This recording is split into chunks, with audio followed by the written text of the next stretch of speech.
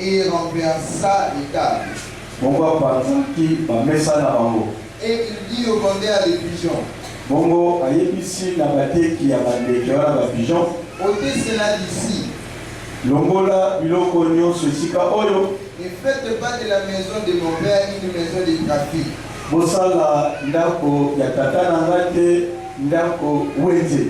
Ses disciples se souvinrent qu'il est écrit, les ailes de ta maison me dévorent.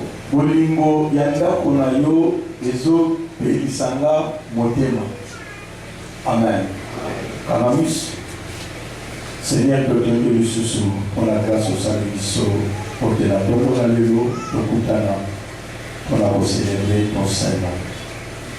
Nous te sommes et nous te serons infiniment reconnaissants pour la grâce, l'amour, la bonté que tu ne cesses de témoigner à notre égard. Nous voici encore auprès de toi ce matin. Dispose-nous et conduis-nous. Que tout soit encore pour ta gloire. Nous recommandons cette prédication en tes mains. Que nous soyons conduits par ton Saint-Esprit et que nous puissions écouter comme des disciples. Nous élevons ton Saint-Nom dans le nom de Jésus-Christ. Amen. Amen.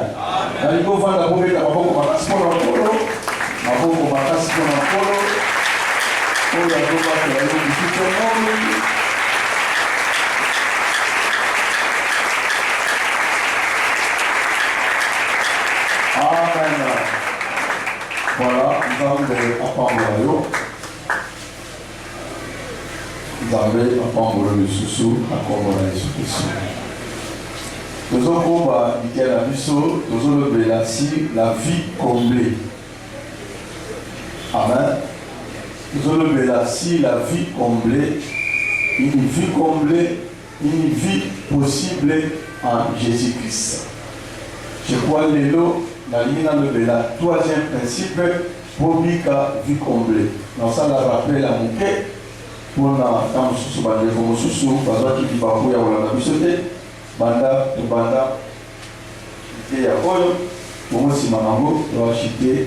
troisième principe.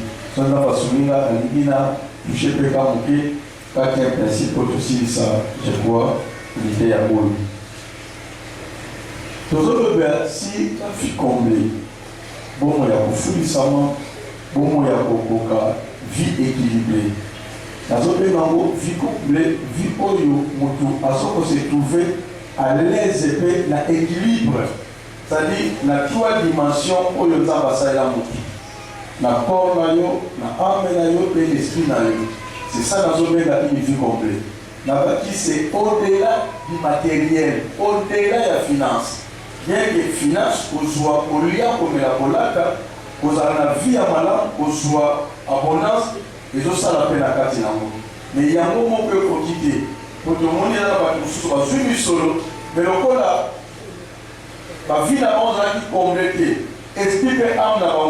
Elle a qui disposé de Monimbo et même Babo na Boussoba. Alors, une vie complète, une vie équilibrée. L'esprit vous a équilibré, l'âme vous a équilibré, et le corps le corps vous a équilibré. Pour la zone de corps, les gens le la recette, mais émettez les esprits et l'âme. Vie à Koufouissama, vie à Kokoka, une vie équilibrée. Alors, tout ce qui m'a dit, le principe nango, na Puissance chapitre 1. On a dit que le gars qui a tiré le premier principe, le deuxième principe. Le premier principe, c'est le principe de la séparation dans le sous. On a Puissance dans le bas, et Sengo, na Moutou, Oyo, Asotambo, Nantela, mon côté na Batomboki. Et Sengo, na Moutou, enfant d'Ata, na ba méchanté, na ba moquerté, Alandaka Toli à Batomboki. C'est ça qui est le premier principe. Donc, Moutoyo a dit qu'on vive une vie complète, il faut à Kabwana. La catégorie moko ya bateau, la catégorie moko ya vie, il faut se séparer. Notre Dieu est un Dieu de séparation.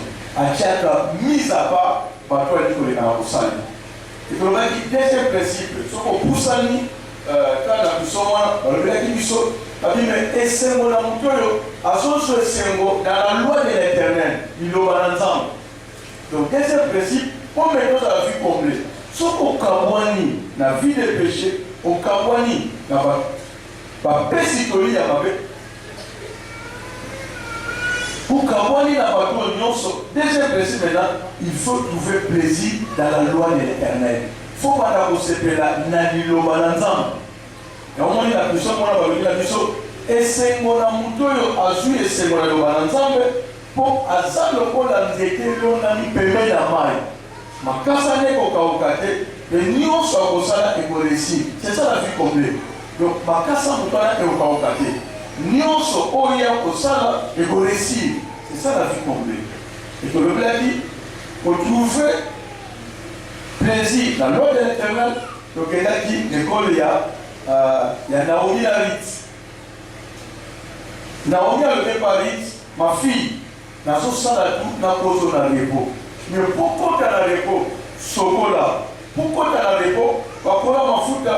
Mais pourquoi tu as le repos? Lata. Rit, à Tosaki, Toriwana. Puis, quand tu as aussi, réellement, à côté qui n'a le repos. Qui ne côté qui n'a finale. Amen. Donc, on va dire que pour Sokola, tu as fait la sanctification. Vous appelez pour ça sanctifier la banda et la carte, corps, âme, esprit, et te lever la qui, pour pas pour la fouta. C'est l'onction du Saint-Esprit, mais pour la Kabilamba, c'était les bonnes œuvres. Alors, les deux secondes, vous avez là, troisième principe, pour les appeler très important. Troisième principe, les amis, troisième principe, c'est ça, avoir du zèle dès la maison de Dieu. Quand on a la zèle, bolingo yakomata pona ndako na nzambe.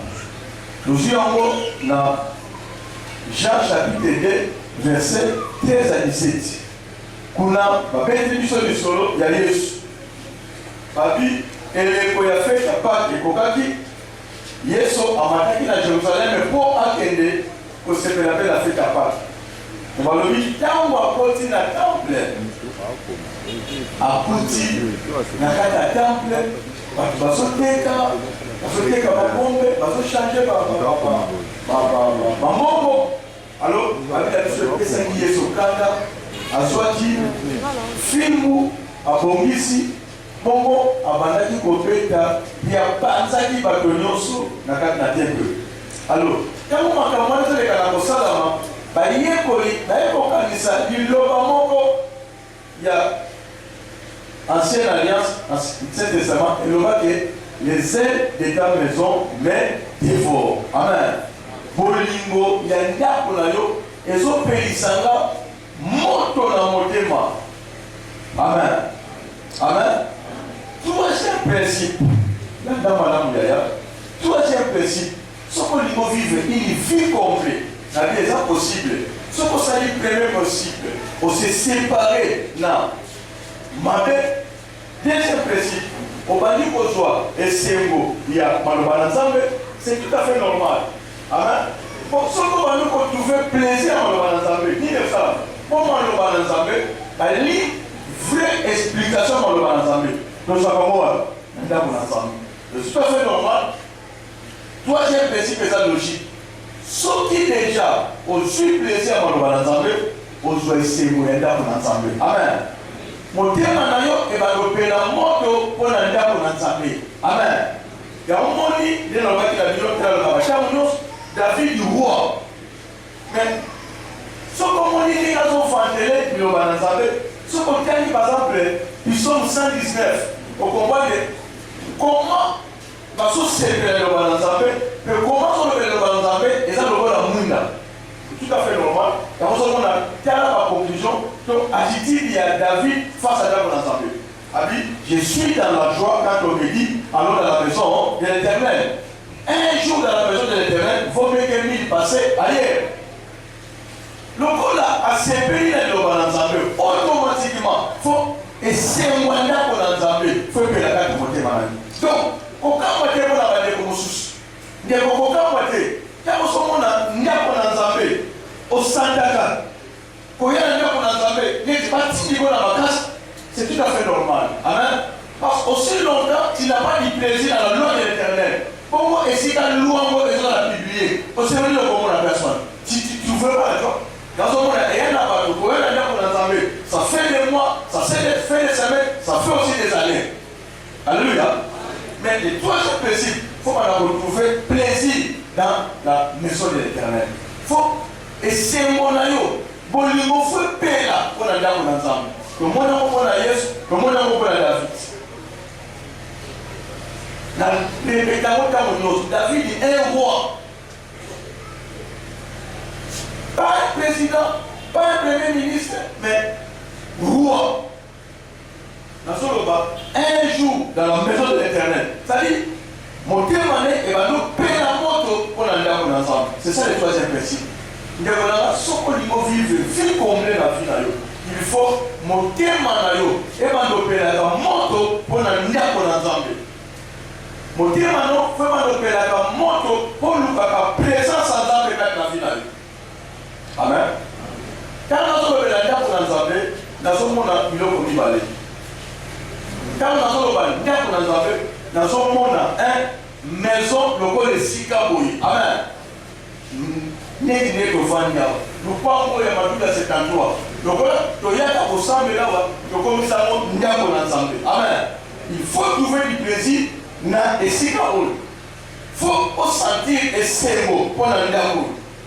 Deuxièmement, quand nous avons la dame ensemble, il n'y a pas mal. Quand on dit non, il faut que le monde en parle. Amen. Et deuxième catégorie, quand il y a dans ce monde, les ouvriers du Seigneur, Bassal. Amen. Bassal. Oh, on comprend qu'il y a dans le Bassal. Dans le pays Bassal. Nani Moussal. Nani Moussal. Moussal dit comment la Moussal. C'est tout le monde. Donc, quand on dit Ndako, nous sommes en Ndako et Sika. Mais nous sommes les ouvriers, le Kola, Bassal. Amen. Troisième principe, pour vivre la vie comblée par rapport à Makambo. Amen. Amen. C'est là le cas. Il y a la première maintenant. On comprend les. C'est là. Non, oui, c'est ça. Amen. Donc, et ces mots, il y a un niaque en Nzambé. Qu'on soit plaisir, un niaque en Nzambé, et même le vie comblé. Tout le temps âgé. Tant âgé. Ok, âgé. Âgé chapitre 1. Quand on veut vraiment aller, il y a un peu quand on veut vraiment aller. Âgé chapitre 1. Le mot banda. Donc, il y a un verset 2, le verset 11. Des mots dans verset 1, on a beaucoup aller. Âgé chapitre 1, je vais aller dans verset 2 au verset 11. La Bible a dit non. Bolimanda pour l'ensemble.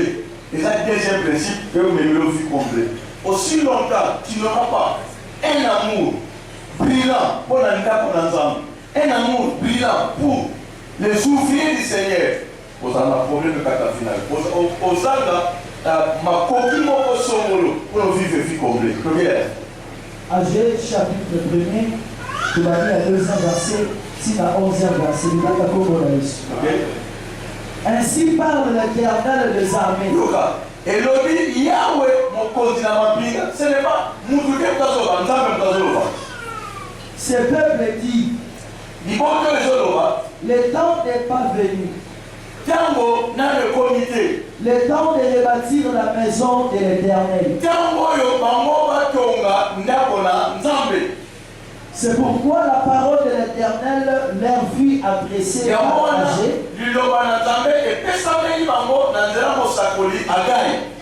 Le prophète en ces mots.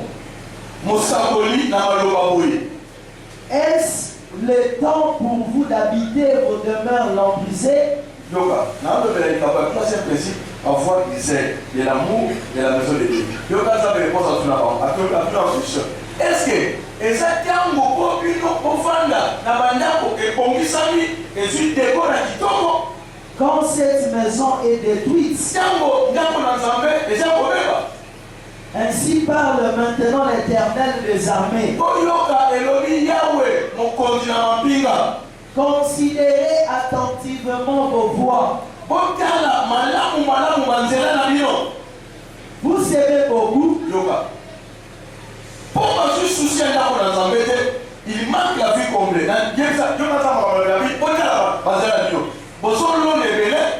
Et vous recueillez peu. Yoka, soko loni ebele, obuki muke, et ça fait comblé. Yo loni ebele, obuki muke, c'est une fille comblée. Awa, quand vous êtes salon, vous semez peu, vous semez beaucoup, vous récoltez peu. C'est par rapport à quoi? Par rapport à ma soumna babo. Par rapport à quoi? La maison de l'Éternel. Alléluia. Le troisième principe, c'est le zèle pour la maison de l'Éternel. Je vais vous expliquer la dimension de la zèle là-haut. Amen. Nous avons fait comprendre que ce qui est bon, et ça, nous avons expliqué la dimension maintenant de l'Iwana. Mais on comprend que ma femme et ça par rapport à la fille à Moutou, il y a ceux qui m'ont dit, il y a la Canada côté, ceux qui ont dit, il y a la Canada s'il y a des problèmes sérieux. Alléluia. Amen. On a un problème pour lui la vie complète. C'est ça le troisième principe. C'est simple. C'est très simple. Nous avons dit à la simplicité de nos choses. Ce qu'on comprend dans votre je vais vraiment regretter. Donc, ce soit là, il y a un peu de temps qui verra la suite. Vous mangez et vous n'êtes pas rassasiés. Donc, au solia, même au solia, au solia, c'est une vie complète. Et ça, vie complète.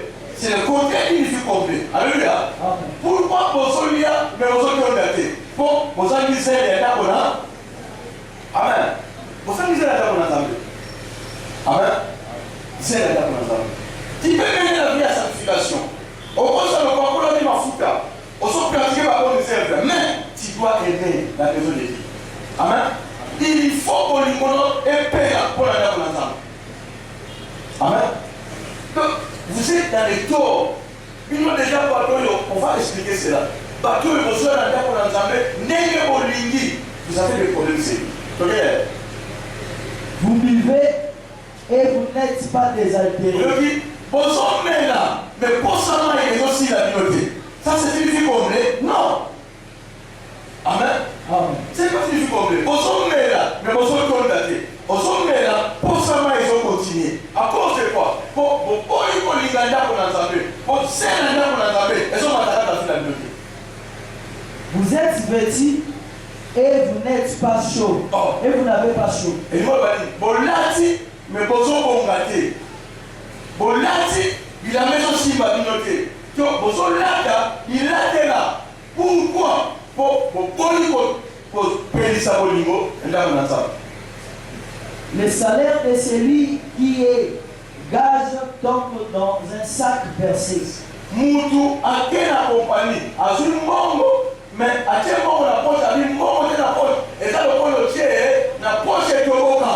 Ça, c'est une vie complète. Nous, c'est une mongo. Et moi, je vais dire un mot. Et moi, je vais dire un mot. Mongo, la bino, et la sécurité. Alléluia.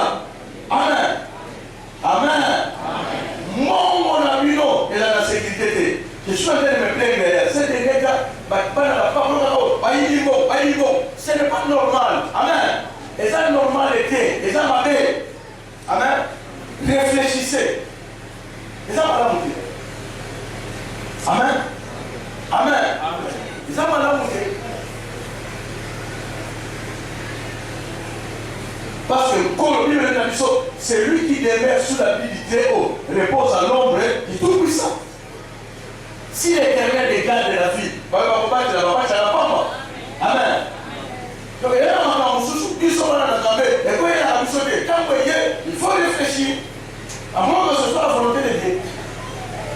Parmi les foutis, il y a Moutou, et donc il poche, percé et Toboka. Ça, c'est pas ce qu'il faut oublier. Ainsi parle l'Éternel des armées. Elohim Yahweh. Considérez attentivement vos voies. Montez sur la montagne. Apportez du bois. Et bâtissez la maison. Alléluia. Amen. Troisième principe. Construis la maison de Dieu. Avoir du sel. Quand tu as du sel, on peut tomber au salon de la Alléluia.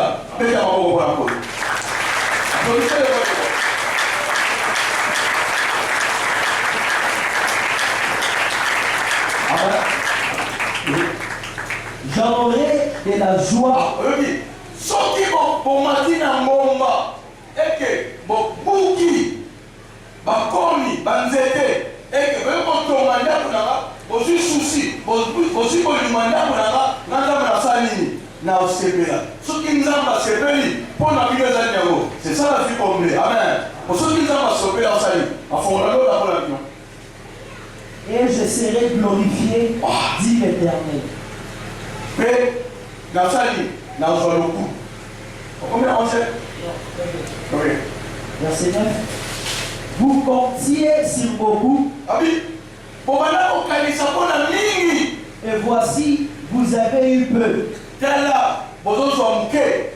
Amen. Amen. Osomi babalo, osomi fufu. Olokasala kozwa 20 000 ya bénéfice. Osomi baboye 1000 francs bénéfice. Abi vous comptez sur beaucoup, mais vous mouké.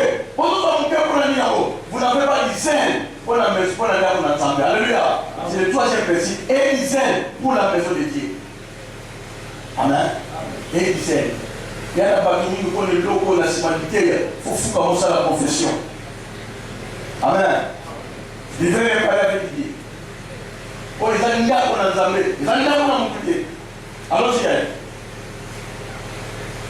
Vous l'avez rentré chez vous, mais j'ai soufflé dessus. Au super Congo, au côté dans le Nino, mais dans ma salle, à fouiller mon pépé, à fouiller mon pépé pour y aller, à fouiller mon pépé pour salir, et Panzana. Amen. Alléluia. À fouiller mon pépé pour Panzana. Amen. Toi, c'est précis. Les saints de la maison de Dieu. Amen. Demande bien, je vais les parler.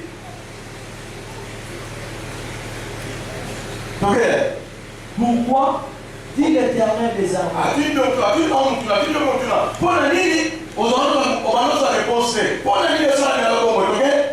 à cause de ma maison qui est détruite. À cause de ma maison, à cause de la maison, on va se faire on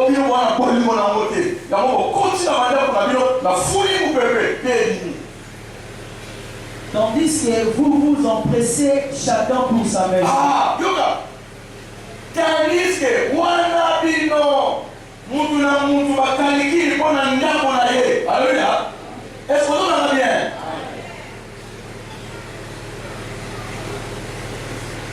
On a gêné. Ah, ça va gêner. Ça va gêner. On a gêné. Ah, ça va payer.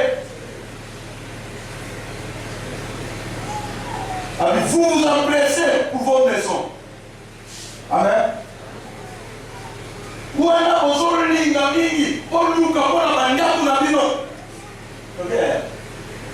C'est pourquoi les cieux vous ont refusé la rosée. Et si vous alors,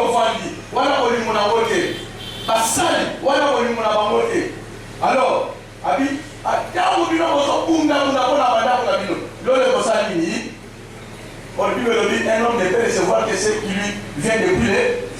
L'eau lâchée quand même, il y a il y a beaucoup de fort révélé, va résister à Yamouké. J'ai compté à le répéter. Bisso, il y a quelqu'un pour toujours ça. Amen. Tout ça, comme ça, et ça qui n'a pas d'entendre. Amen. C'est un homme de Dieu.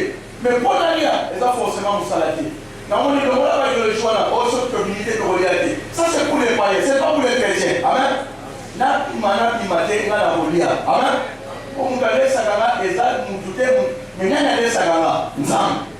Le point de sagana, tout ça va principe et amen. Nous avons énoncé le premier principe, le deuxième principe, c'est le troisième principe. L'amour, les saints de la maison de Dieu. Ok, alors. Et la terre a refusé ses produits. M'appeler et pour y couper sur le mouvement. Amen. Amen. Amen. M'appeler, c'était un langage. Donc on dit, pas dans notre folie, parce qu'on va combattre la tête. Parce qu'on parle de quoi il faut yo, on a connu madame dans sa bêtise. Alléluia. Amen. N'a yo, et ça dit qu'il y a, ma madame, bamba, et ça le prend à m'appeler et pas y couper sur le mouvement. Est-ce que vous avez si maladité, il faut pas départager dans l'ensemble. Nous avons quand ça va mon aujourd'hui, pour qu'il y a ma famille dans nous. Quand vous avez un problème d'église, vous avez calculer les délais. Vous avez oublié le cas. Vous avez oublié le cas. Alléluia. Amen. Vous avez oublié le cas. M'appeler, et pour les couples sont mouvement. Pour l'année, on peut Koyoka, j'ai appelé la sécheresse sur le pays.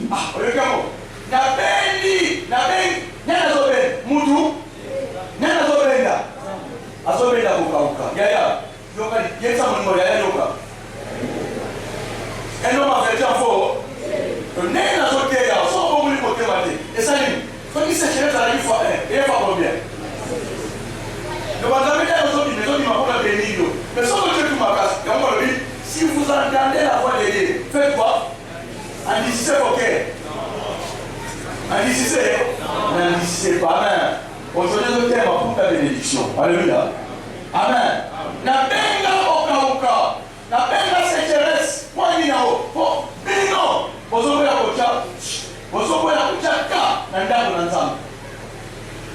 la sécheresse sur le pays, sur les montagnes, sur les blés, sur les mous, sur l'huile, sur ce que la terre peut rapporter, sur les hommes et sur les bêtes, et sur tout le travail de main.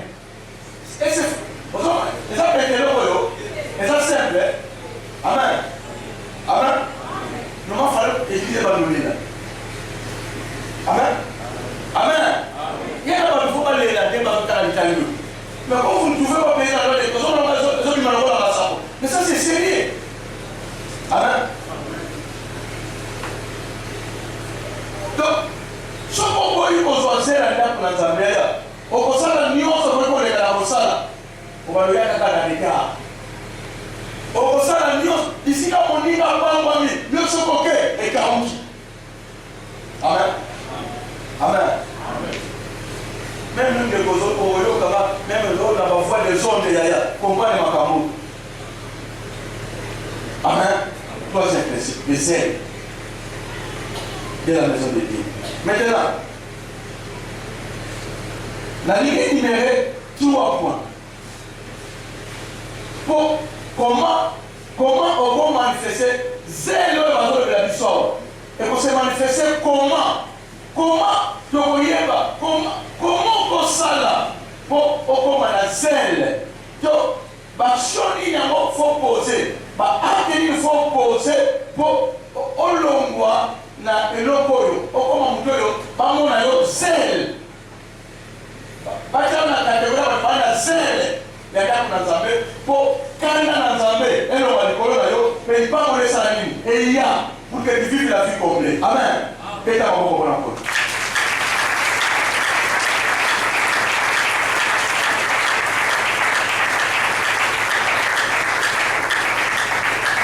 Amen. Point numéro 1.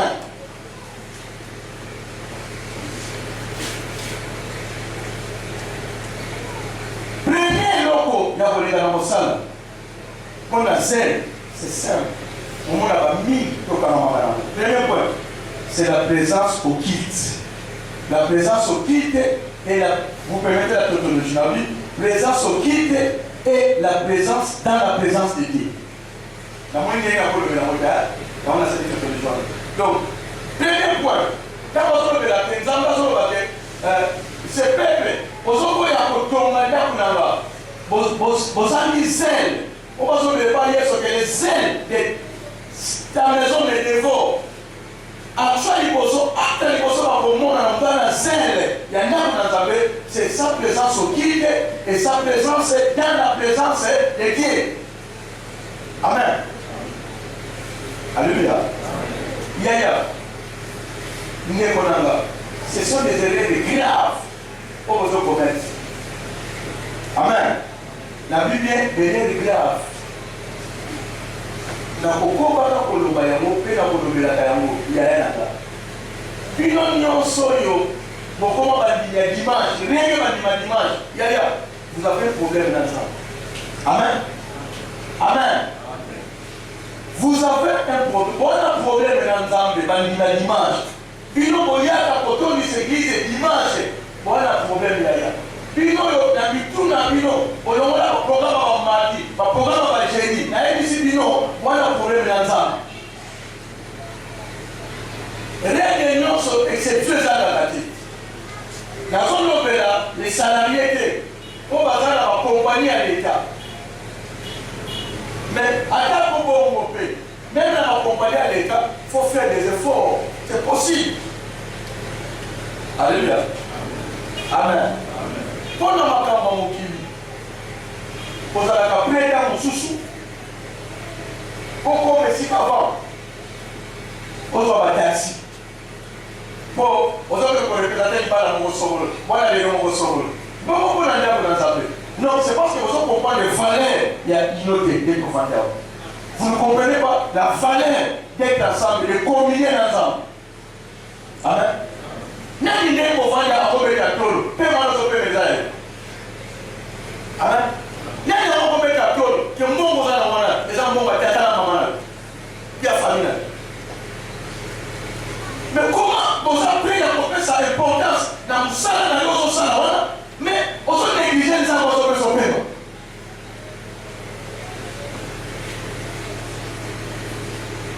Et on nous a vu comme et il a dit, bon, la fille qui était, c'est une fille. Et ça va dans le million, ça va être occasionnellement pour faire la deuxième étape. C'est pas ça qui va devenir. Je crois que on n'a pas été ensemble avec la bonne personne. Donc, moi, il a parlé des bons conseillers. Alléluia. Amen. Vous savez, donc, c'est comme ça, on a pas. Et ça, pour que les maladies, qui a 10 jours à 20 jours, ça se devient bien. Amen. Il y a ça dans sa vie. Amen. On a dit à France, on a les têtes. Non. On a dit à France, en concentration, il y a 8 hectares. Je ne le fais pas moi. Moi, les Andaïens, dès la il y a une concentration dans cette bureau-là. Amen. La femme, je me concentre. Et c'est tout, je prêche. La vie chrétienne, c'est une vie. Il faut qu'elle dans Zambé. Amen. Il faut qu'elle dans Zambé. Je peux prier, même quand il y a besoin qu'on parle de terre. Amen. Même quand je prêche, je suis en contact avec mon Dieu. D'abord, on va dire, on va pénétrer, on va dire, bien la terre. Alléluia. La présence dans l'église, présence dans l'église et la présence dans la présence de Dieu. Amen. D'ailleurs, vous allez dans la force, la soif. Il y a moyen de dans Zambé. Il faut aller dans la soif, dans la présence en Zambé. Amen. Quand on dit David a dit, l'Éternel est mon berger, je ne manquerai de rien. Je suis mon berger, n'a n'y a pas de sauf qu'on dit berger, on dit rien. On dit rien. Sauf qu'on dit rien, on dit rien. On dit berger. Alléluia. C'est ça. Vous voulez une vie comblée. Moi, je dis, on fait une vie comblée. C'est Jésus qui donne l'abondance. Amen. C'est Jésus qui donne l'abondance. Mais non, tu n'as pas une relation particulière là. Tu n'as pas une relation intime là. Comment tu veux être béni?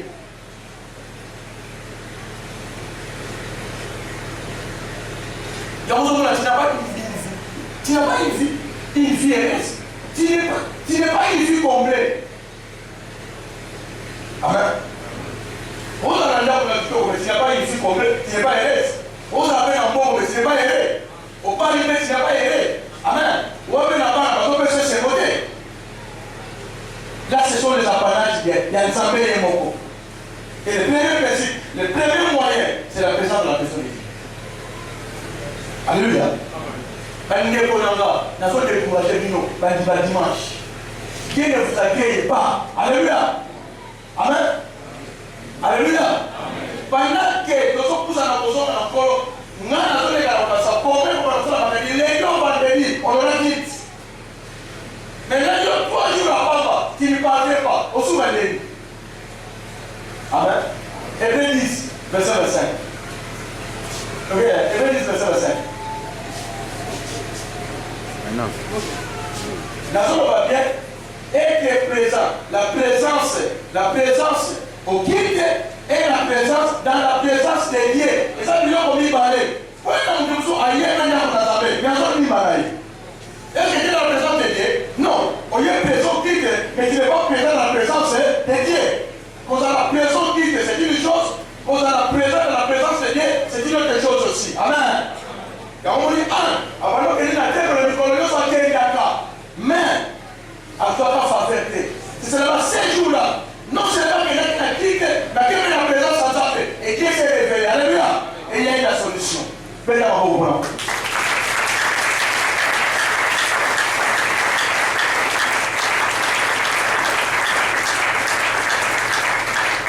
Amen. La présence au Christ. La présence au Christ. Ok. Je prédise. N'abandonnons pas notre ensemble. C'est sa parole. N'abandonnons pas. Amen.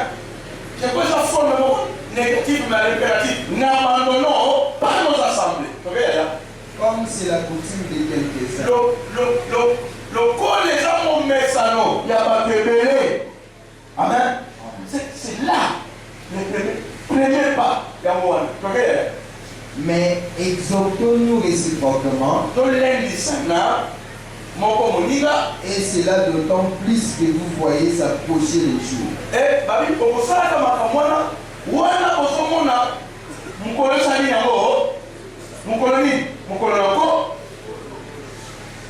tout à fait normal.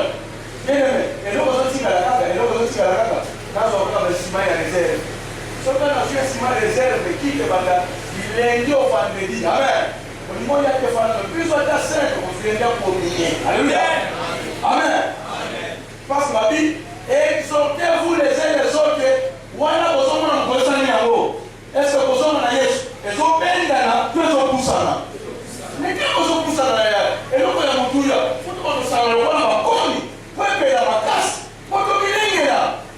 Amen. Le fait, là, je ne suis pas contre ça. Amen. C'est bien. Amen. Parce que notre vie, mais c'est ça. Mais comment, même à 11h, il y a des gens, on dirait, je suis occupé. Attends, 11h, soit comme à 11h, on a fini. Il y a une vie à faire. 5 000 $, on a la vie. 5 000 $, on a la personne qui m'a fait avant.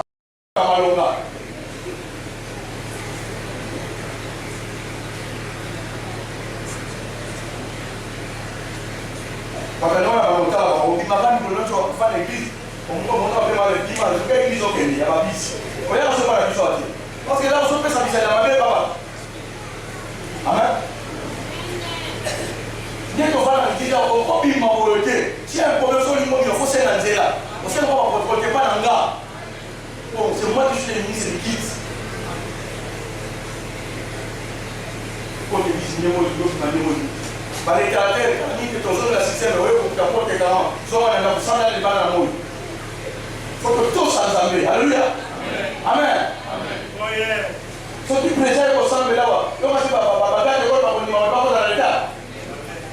Par la mise en place, c'est fait quoi? Mise en place, c'est terminé. Et le roi maintenant entre. Alléluia. Ici, nous avons plus que les rois de moi. Bon, il faut aussi la faire dans la garde d'or, ça aussi.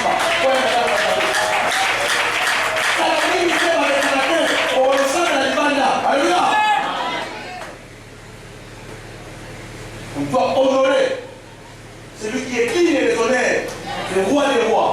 Alléluia. Adonai, Elohim. Amen. La présence. Il y a. Il faut que vous créez. Au lieu d'image, 10 images, vous mettez l'image. Vous avez un pour que puissions entendre qu'il est doux et agréable aux frères et les mères ensemble. Et c'est là que Dieu envoie quoi? La bénédiction. Amen. Ou bien Dieu est nôtres, nous allons pour nous. Il y a pas de question au sein, on a besoin de. Si quelqu'un nous a l'organisation, il va d'abord vous avez dit ça, nous, et au sein. Nous devons nous battre pour moi à la dimanche. Au moment où il y a des là. Que la ambigoule, que la ambigoule, on est là, on va faire la game qu'on a l'image. Dans le cas de l'image, alléluia. Et non, avec un pourquoi? Je suis votre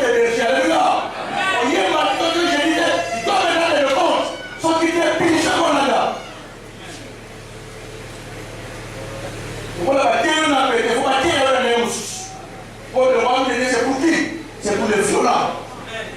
On va vous apprendre de la violence.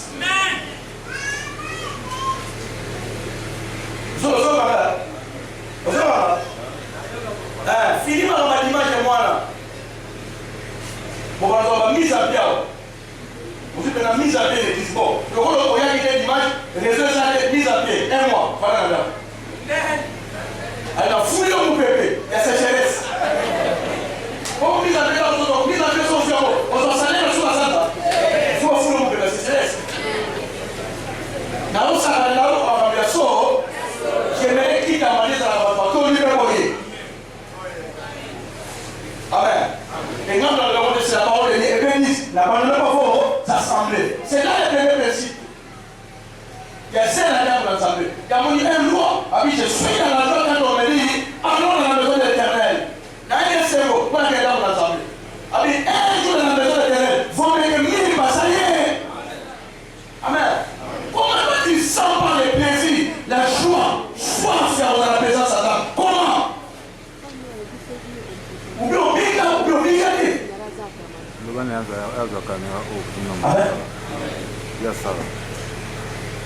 Amen. Ici, c'est la maison de Dieu. Il faut y aller. Il faut marcher. Il faut faire d'abord. Il faut faire là. Matawa lela. Nzambe ya bataille lela. Amen. Deuxième action. Voilà la vie de l'action. On a aussi volé. Deuxième élément. Le deuxième élément, c'est le service. Amen. Le deuxième élément, c'est quoi? C'est le service. Les ailes de ta maison me dévorent. On voit le service. Amen. Amen. Ce qu'il a fait, c'est le service. Il a servi. Amen. A servi les âmes. Pour nous dépouiller, nous avons la quoi? Nous avons la salité. Pour rétablir l'autre. Amen. Or, nous avons la milité. Qui est serviteur de Dieu? C'est tout le monde.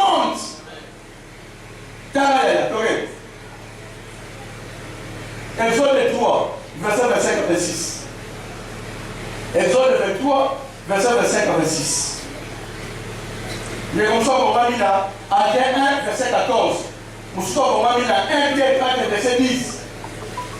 Exode 23, verset 25 à 26.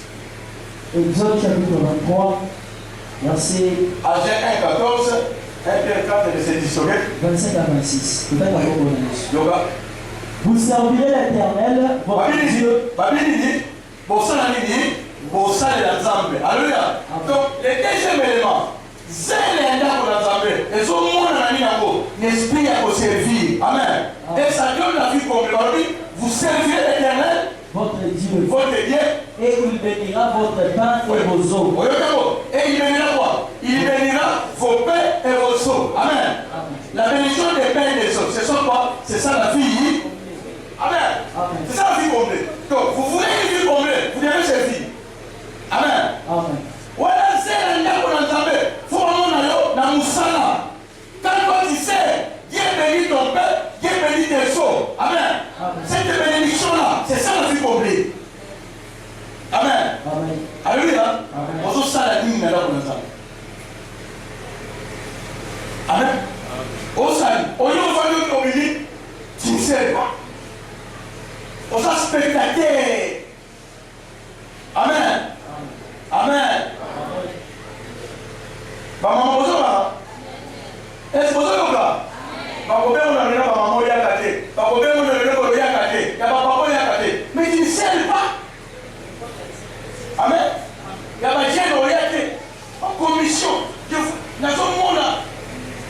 Quelle fatigue. La fièvre, il y a ma chante. Quel bonheur, quel bonheur. Quand vous ne servez pas, vous ne serez pas béni. Alléluia. Amen. Vous me servirez et moi je bénirai. Il faut qu'on s'aille là. Pour moi, ça n'y a pas là. Ah, on va changer. Donc, et nous, on va pas dire, au lieu d'entrer dans la famille, mais le deuxième élément, il faut servir. Amen. Au lieu de nous mettre dans la assemblée, au sert où? Et j'éloignerai la maladie du milieu de toi. Quand il sert, à quoi on la libre, mais ensuite il fait quoi? Il éloignera. À côté de sa ligne, à côté de sa maladie. Il n'y aura dans ton pays ni femme qui avorte. Ah! Il y aura dans ton pays, il y aura dans ta maison, ni femme qui avorte. Donc on comprend ici, l'autre condition, pour qu'il n'y ait pas une femme qui avorte, vous devez faire quoi? Servir. Amen.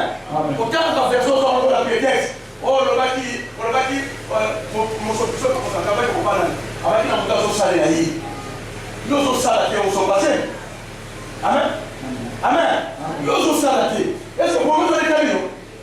Pour mettre en son passé, mais camions, il y a un solo là. Nous au salaire, vous me servirez et moi je bénirai, j'éloignerai, il n'y aura pas. À qui? À celui qui sert. Est-ce que vous avez en matière de la passe pour le Congo, pour le Congo, ça n'a pas eu.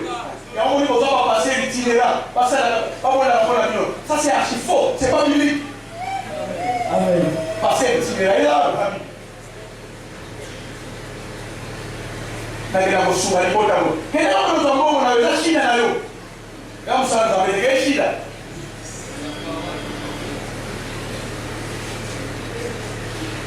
Amen. Ils veulent vous servir. Ah, mais vous avez un diable là, on va vous servir. Vous servir. Si ma voiture, je regarde, je vais servir. Je vais servir pour nous. Nous, on va foutre. Nous allons foutre. Amen. Amen. Attention, il ça, vérité continue à la paix. Vérité.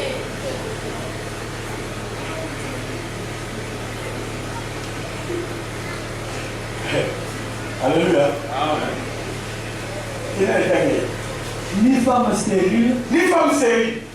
Je remplirai le nombre de tes jours. Nakobakisa mikolo na yo. Alléluia. Makisoli mikolo na lebele. C'est l'éternel. Amen. Nakobakisa nini? Oh. Bonjour, comment était? Bonjour, comment ça va? Quand vous servez à Sanini, avant qu'il s'en mikolo. Amen. Tu fais une vieillesse, servez l'éternel. Olivier qui va comprendre la madame, ça n'est pas jamais. Alléluia. Il n'a jamais décidé. Amen.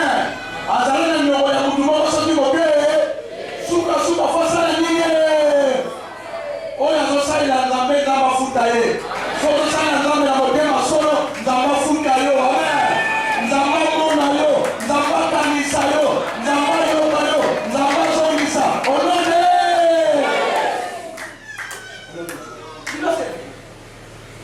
Amen. C'est dans les services. Allez servir.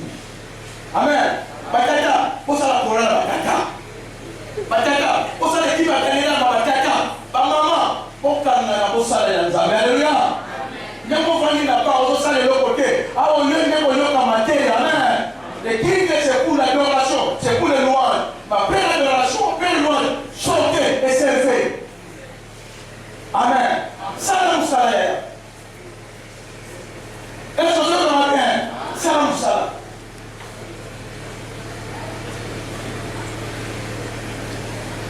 Donc, vous avez à foutre. Vous avez ça la vérité. Foutre. Quand on a malé, mais vous avez à foutre à monsieur. Pour te saler, vous avez quoi pour saler? Il faut foutre. Il faut foutre. Il faut samba. Quand on va faire ça, on va. Allez, à Joël, 14e verset.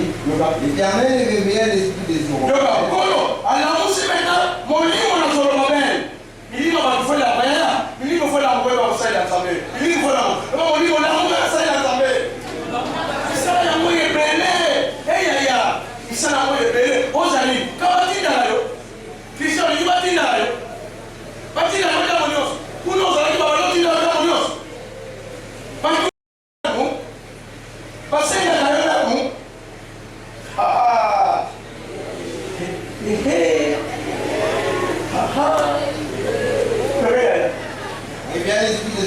du gouvernement. nazosenga milimo babela monganga pour servir. Amen. Milimo na monga pour servir. Osanga na deux doigts, pensez quelque chose, servez votre éternel. Osanga na Nzambe, salut la Adonai, salut la Elohim. Alléluia. Il bénira ton Père. Alléluia. La promesse dans une exode et dans la partage à l'eau. C'est que c'est aussi là, pour que vous aussi là.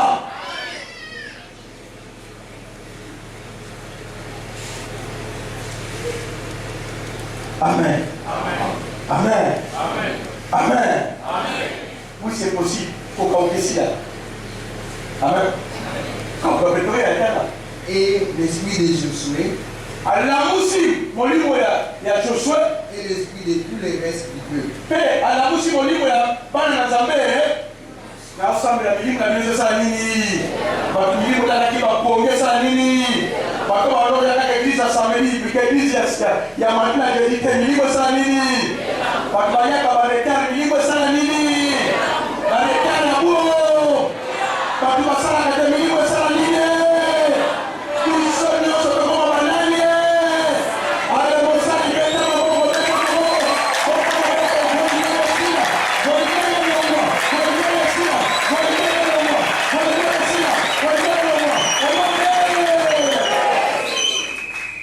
Amen. Amen. Tu dois être béni. Amen. Tu dois vivre une vie comblée. Nous avons dans la cime à Malobana. Alléluia. Qui a apprécié tout dans l'ensemble. Il vint et il se mit à l'œuvre dans la maison de l'Éternel. Il vint et il se mit à l'œuvre. Dans la maison de l'Éternel, il s'est emmené à Dieu. Ah, baye, babitie na musala, na ndaba zambe nani? Amen. Quel ça vous a été l'élément? Quel misa ya bafuya ni wana? Wana wa église so ba limite. Quel misa bango? Alimo ye baso ba limite. Quel misa ye? Amen. Nous ensemble avec lui, quelque chose pour la famille. Aucun musicien. Aucun musicien, aucun technicien. Amen. Amen. Ce sont des serviteurs de Théo. Alléluia. Pour vous avoir ça, les Théo. Dans ça, Amen. Je vais des serviteurs de qui? Il y a un serviteur de Nzambe, Adonai, Elohim. Amen. Ne sois pas mon serviteur. Alléluia. Il y a un serviteur de Nzambe, Azana Nikolo. Amen. Mutakolibalifuta pa moninga. Mutakopenda moninga. Hizo ndio tokani na nani? Mutakochanisha mutakozasoki moke. O Nzambe ana nyosho kwa futa moko na moko. Sele musala. Alléluia. Mwana kwa futa yo. Na kwa futa ndenge sekiriti. Alléluia. Kotama na futa yo. Na soko tana na botika na nini? Mutu afuta katana na soko tika na nini? Eza Nzambe. Alléluia. Quelqu'un vit de ce matin, voyez ma bataille dans le sang de Wana. Amen. Taille dans le sang de Wana. Ce que mon agenda peut être plus appliqué, pour la taille dans le sang de Wana. Alléluia. Amen. Je n'ai pas de l'intérêt à la promesse là. Là, on a tinaté. Sinon, au soumou, on va être des bossos. Alléluia. Alléluia. Sinon, au soumou, on va être des bossos. Mais je n'ai aucun égard. N'a vu sur le navire. L'autre, il y a un amour. Amen. Et jamais n'a pas dit là, jamais n'a pas gagné là. Alléluia. Il est capable. Alléluia. Il est capable de désaltérer soif dans la nuance. Amen. Et il est fait. Amen. Là, ça va vous néger, Seigneur. N'a pas moi l'année. Il faut la tête là-bas. Parce qu'on a la tête du pété. N'a pas mis mes grammaires. Ça met la tête de l'eau. Pour ça, ça vient de voir les gars. N'a pas dit ma maison ça. Ça, ce sont les gars. Au nom de Yo peut-être la passe à la béni. Vous allez avoir un mari. Tu peux recevoir. On donne le monsieur pour là. C'est que tu reçois. Au nom de Jésus-Christ. Au nom de Jésus-Christ. Au nom de Jésus-Christ. Amen. On donne le monsieur. Daniel. 1 Pierre. Ah. Chapitre 4, verset 10.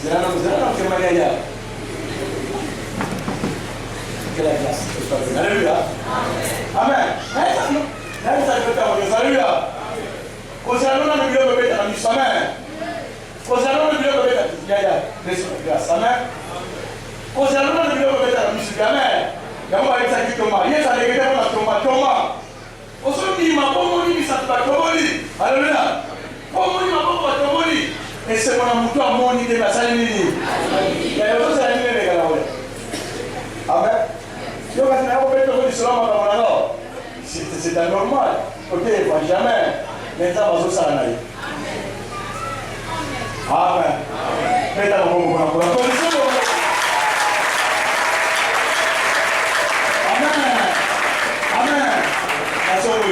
C'est que j'ai reçois au nom de Jésus. Recevez qui n'en a. J'ai dit, vie complète. Recevez la vie complète. Recevez au nom de Jésus. Applaudissons le roi des rois.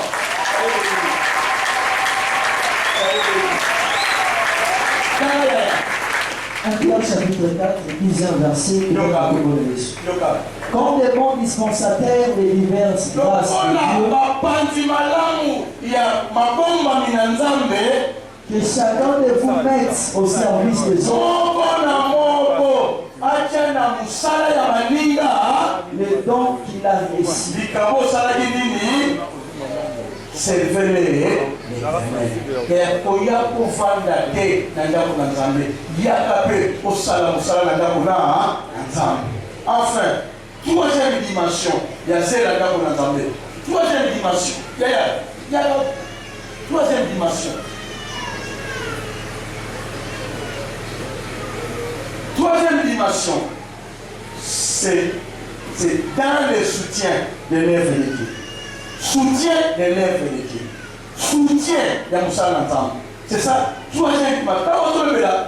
Les scènes de ta maison, troisième dimension, c'est le soutien de cette œuvre. Alléluia. Il y a Bible, les hommes d'exigence. Que Bible était Nzambe, la carte d'un pour Nzambe. Mais vous êtes là. Vous êtes là. Est-ce que vous êtes là? Vous êtes là. Vous êtes là. Troisième dimension, troisième action. La zèle à la et le fond le soutien de l'œuvre. Dans ce moment-là, la proverbe, nous avons le but. Oh non! Ton Dieu, avec quoi? Avec tes biens. Avec bien, oh non, Nzambe, la biloko na yo.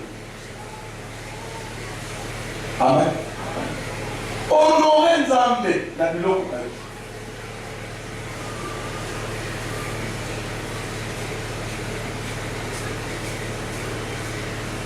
Nzambe, il a des exigences et il a des besoins.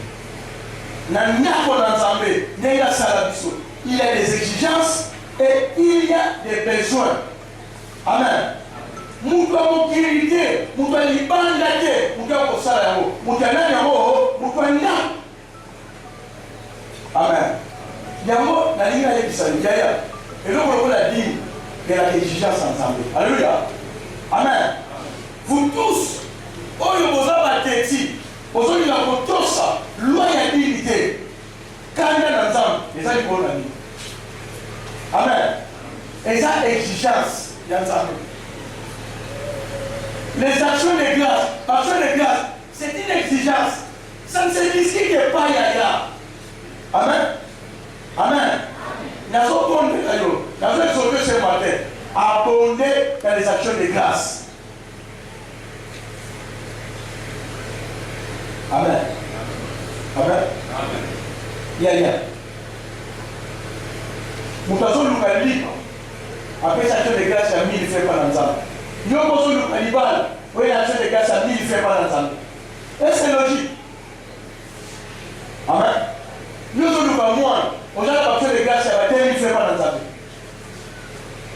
Pas seulement dans la réalité. Pas seulement dans le monde. Alléluia. Mais il y a des choses. À tel moment, il faut se faire le mot. Alléluia. Alors, bien. Na bino nyonso bopesi mbongo awa ya mabonza mwasi oyo apesi koleka bini ndenge na bakiona amesendo amesirete c'est est-ce que elingo banyango bato sur l'église faut bapesa makambo ndenge moko bapesa ndenge moko. Alléluia. Yaya, comprends ma parole, les ailes de la maison de Dieu. Ce qu'on suit, c'est la dame dans sa vie. Dans ce moment-là, on m'a dit ce qui est la vie. Elle dit c'est pour ton gâter, moi non pour ton. Ce que je veux dire, je m'en vais pour la Nicolas Sépéli. Mais David, ayant compris, sous cette dame dans sa vie, oui, mais on va dire dans sa vie, que j'ai magasi. Après, béni-moi dans les bilots. Pas pour ton madame dans sa vie. Alléluia. La vie, c'est une exigence. Les actions de grâce, ce sont des exigences. Les offrandes, ce sont des exigences. L'aumône, ce sont des exigences. Alléluia. Au moins, il a commis la taille, sans le savoir, aux soucis à vous filer. Alléluia. Dans le monde, on a souvent des gens indigents.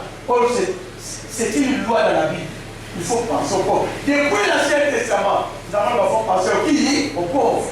Combien de bâtiments comme bon là, tout le monde Amen. Il y a un certain nombre de gens qui ont un cas au monde. Parce que si on allait un jour au monde, même si on n'a pas dans combien d'années, je le fais négligent, je ne le mangerai pas moi. Parce que moi, si on a demandé de faire négligent, amen. Dans son paternité à banane, ça va couvrir des grands. Amen. Donc, qui tourne au monde, c'est pour les indigents. Les indigents, la vie, ça, la libère dans ça. Amen. Tu retrouves dans la ligue. Dans la ligue, maintenant ça va venir. Na tout le monde matériel. Il y a comment on fait les bains d'aller. Amen. Papa, dans le monde hospital, dans un limbo, bon, c'est dans le monde, la nuit. La nuit première, on a dit, il faut aller tout au monde, qu'est-ce que c'est? N'a pas ça, elle m'en fout. Amen. Tout le monde, on a qu'est-ce que c'est pour aller. Quand on va au centre, ça va voler dans un pays au monde.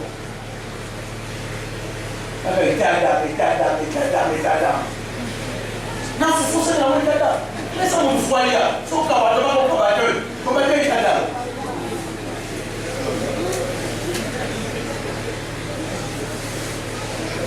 Amen. Combien d'entre vous, on y va, on peut s'arrêter. Amen. C'est un gars qu'on a savé, et moi, on a dit le code. Et il est en dehors de l'exigence, il y a les besoins de Dieu. Pas besoin d'entendre ça. Nous avons besoin. Amen. Par l'idée, c'est un besoin. Vous savez, dépassé mon mari, on a savé. On a contrôlé les bébés, couler les bébés. On dit, non, ça donne la ça. Si maman ne va pas dire, on doit commencer à faire des fonds. Pas besoin de nous pas couler les âmes. Quand il faut passer la paix. Amen. C'est l'éternel. Amen. N'allez pas comme Mawa. N'allez pas comme Mawa, pas ensemble. Oui. N'allez pas comme Mawa. C'est ça la meilleure. Quand la chose c'est ça, mais la chose dans une bombe. Vous devez faire ça dans une bombe. Vous avez expliqué que j'ai ma dépense. Pour que si on dit, je vais vous montrer le plan. Aïe. Batato dit héros. Aussi, Nico, combien? Il y a 6 missions bon. Non. Na malais maintenant. À chaque fois la $4 na bokata pour la dîme encore. Et là je ne cite pas. Alléluia. Mais n'a rien dit à la tombe là. Na mini na $6,200. Mais la $6,200. Souvent quand on sort à dire, na voulu vous foutre la dîme ensemble. Est-ce li bon ça dit comment? Alléluia. Donc, parce que nous sommes foutus à la Bible, quelque part, parce que c'est sens. Amen. Il y a aussi un moment.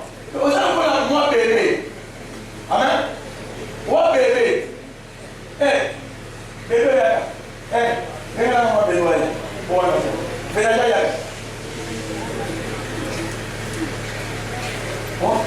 moi, je n'ai pas voulu. Là, la cause de mon guitare à Chibol. La PCJ.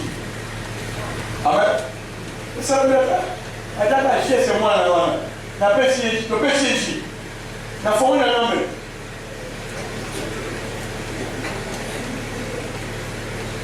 Le voilà là. Ça on peut pas t'attaquer. La PCJ, au niveau soit aboli. Il est un enfant. Elle est un enfant. Alléluia. Alléluia, on se salue. Amen. Vous voyez ça, on ne peut pas la bien aider. Moi, je ne peux pas chercher. La grande de la magie, il y a pour le bien. Comment on a simba yango esila te mwana malemu namoni lemelaka waye ko bafongole lo papa comprenez que sous ces mésages mais ça failli avant que papa so ya ko pesa mesili non papa me la po tant on sait comment ça dit c'est d'être des enfants alléluia il est mis sur le pesa la Bible vous êtes des enfants c'est d'être des enfants alléluia amen si c'est des enfants on a le problème de comme on est là il a dit il faut le séparer déjà alléluia après on est la bombe à dire la na pe na bombe on sent ça on so la que pas de on a la camon on comme ça gagne mais pas pour la gagne alléluia ni ba ni na ba manja na ba sa so mo ni kana bila ko ta faut séparer et le jour de vacances on sort ba miliki on sort ba sukari on sort ba plema on sort ba la mer so la taille comme moi la taille que on a ya ko ça la taille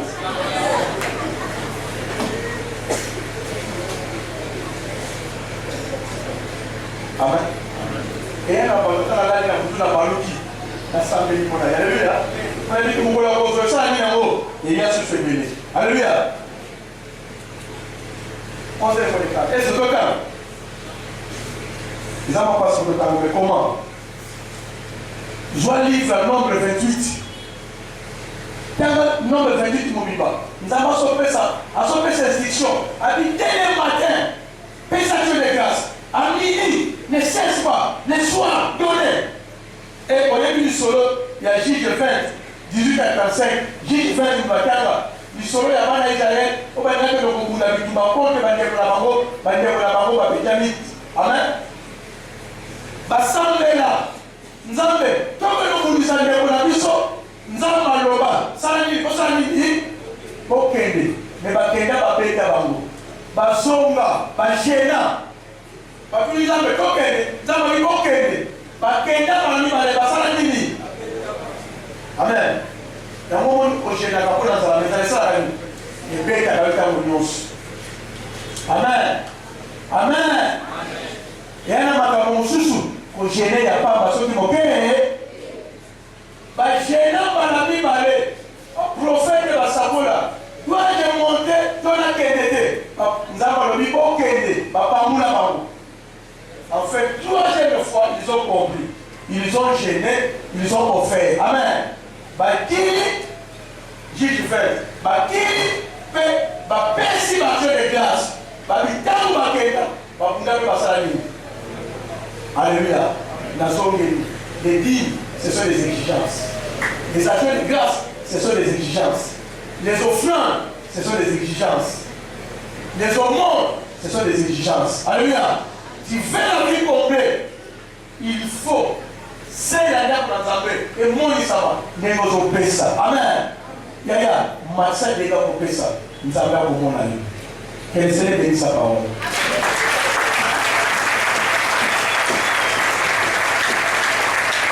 Amen. Dernier principe dans le Bélamoté, l'habité. Dans le Bélamoté, pendant 5 minutes, pour aller clôturer les sons. Alléluia. Ça va?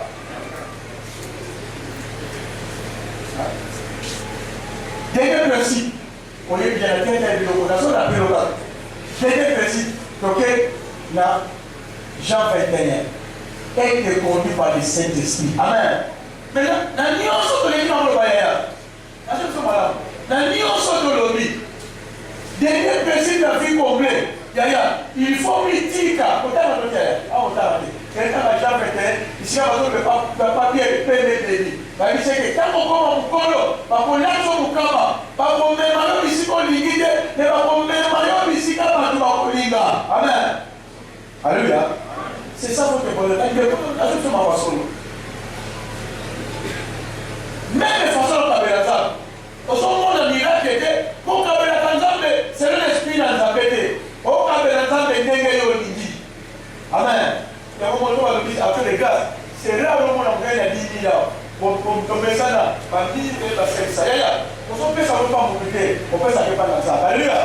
On nous a mis à aider les gars pour bien d'aller. Amen. Alléluia. Lucas, on va nous avoir conduit à mourir comme sang.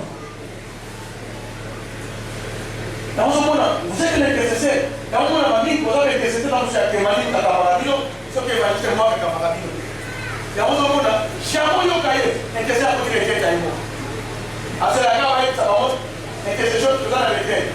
Mais quand on a mon colis, quand il va venir à soi, il va venir s'amener à Coco. Avec tellement de beaucoup de badi. Nous, nous sommes seuls pour les la pénalité.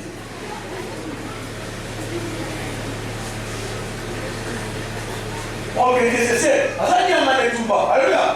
Quand tu as maman dit que papa est nécessaire, tu as ça. Il n'y a pas de tout bas. Pour continuer lundi, pour dire dimanche, moi l'église est dynamique. C'est ça l'intercession. Mais qui va oser là-bas? Oser là-bas, pas la belle là-bas. Et qui fait l'intercession, moula mon riva. Et quand j'ai retraite une fois, il y a vendredi soir, samedi na Pokwa, avec une nama na foi massale. Donc on a côté retraite à tout le monde, molo.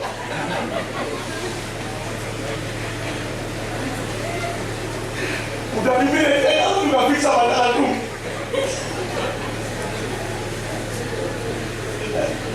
On peut dire à béton. Béton Massango. Non, yaya.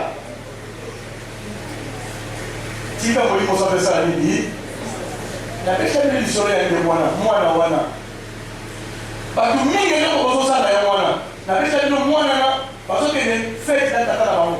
À la fin de l'année, pembe, pour salir à pembe, couper à pembe, quel à pembe, 5 à pembe, polo à pembe, ligne à pembe, monte à pembe. Ce qu'il avait là. Amen. Baka moule beta dans notre camp. Parce que les batailles avec les hommes en solo, t'as pas tout à l'heure de voler. Il est mal volé, il est mal volé. Tu as camarade. Ah. T'as pas mal mettre en solo, mais t'as pas mal en solo mettre en solo n'a pas moi. Moi on dit t'as la moi il veut. Là tu vas pousser la salle. Là tu vas faire la salle de Tewan. Mais moule beta mai konda. T'as pas besoin mettre en solo na camarade pas pour la déni. Comment ça va? Il y a des textes, des textes, il y a des emails à des lignes. Avant, la musique, pas moi là. Avant, la place, moi, je vais venir dans l'école, complète, non pas. Nous, on comprend, venez, on comprend la télé, il est en danger. Allez, on va constater les lignes à vous. À sentir les lignes à vous. Nous, on a dit qu'il n'y a pas sur moi. Papa, il dit qu'il n'y a pas sur moi. Là. Il y a voilà. Il y a voilà. On a dit que quand on dit là, il y a tout ça. On m'a dit là-bas. Nous goûtons. Nous sommes ici. Tata, Nini. Tata, Nini, bon. Tata, on est là, mais Pierre, là. Allez là. Tata, on dit rampe. N'importe quoi, on a dit que moi, ça dit non. Alors, n'importe quoi, tu as encore. Avec les télé-là, Kanasi, la fière, ça s'agit de Nyoka-Sanyawo, Nyoka-Yoko Souka, Kalibabi, Nyoka-Edition, Abidjan, Obi. Amen. Soyez conduits par l'Esprit de Dieu. Amen. Problème dans l'union, il y a Tata, Nini. Tata, lui, pèse sa vie, Tata, pèse sa bonne amie, Tata, la voiture de l'ami. Soyez conduits par le Saint-Esprit. Alléluia. Les derniers principes, faut-il qu'à mon livre, on a besoin de salon si tu veux vivre la vie complète. Amen. Nous allons clôturer. Ennemi à vie complète. Les premiers ennemis qui étaient à vie complète, les autres sont autour. Amen. Ça nous vient avec Yomoko. Alléluia. Même en la vie à l'élevation. Alléluia. Priez d'autres bilans comme Soussou. Pour mon livre, Tonda, autant pour la Yeso, et que tu vives la vie complète. Amen. Soyez bénis.